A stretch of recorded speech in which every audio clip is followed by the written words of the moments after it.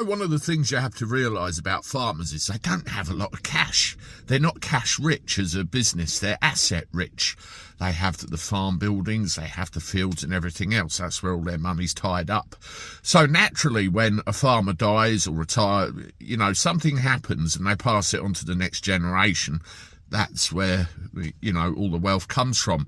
And to stick a great big load of inheritance tax on that, all you're going to do is kill all the farms. I wonder if that's the idea. Welcome back to the channel, everybody. Thank you for joining me again. Hope you're well. Look at this tweet from Jeremy Clarkson. This come out after the budget, and this really summed it all up. The farmers have been completely shafted. There are other business models, of course, that have been completely shafted as well, but this is about the farmers. Wait until the end of the video and I will show you a small clip that I discovered, which really shows you the attitude of these people. They're clueless. Throughout this land of ours, we've got fields all over the place, and we get all sorts of veg, we get all sorts of greenery, we've got animals, and we need these things. At the end of the day, no farmers, no food. It's really as simple as that. And if you price them out, they have massive problems trying to compete with the supermarket. Somebody said to me the other day, on a bag of Brussels sprouts or something, they'd be lucky if they make 13 pence profit. It really is extraordinary that they're still able to go.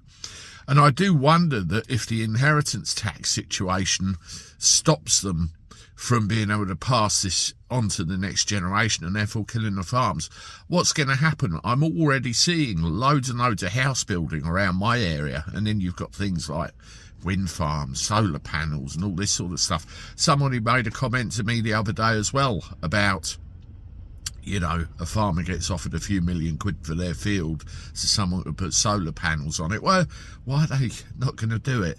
Farming needs saving. Otherwise, we will have trouble. Yes, I hear you. We've never been entirely self-sufficient. We bloody well should be. But if we get rid of our farmers, this will make it worse.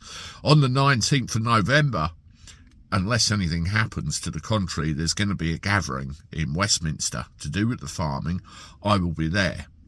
So look forward to seeing some of you when you turn up to support our farmers. Now have a look at this video clip, and this will tell you everything you want to know about the attitude of a Labour government. A privileged status for the farms, and I think that may or may not be right. I'm personally in favour of doing to farmers who want to go on the streets, we can do to them what Margaret Thatcher did to the miners. So just to be clear, John, you would, beat them up? No, close them. I mean, this is an industry we could do without. So, okay, all right, so this got weird. So you would do to farmers what Margaret Thatcher did to miners, which was, and she used very heavy-handed police tactics, followed by what? Putting them out of business. If people are so upset that they want to go on the streets and spray slurry on them, then we don't need the small farmers.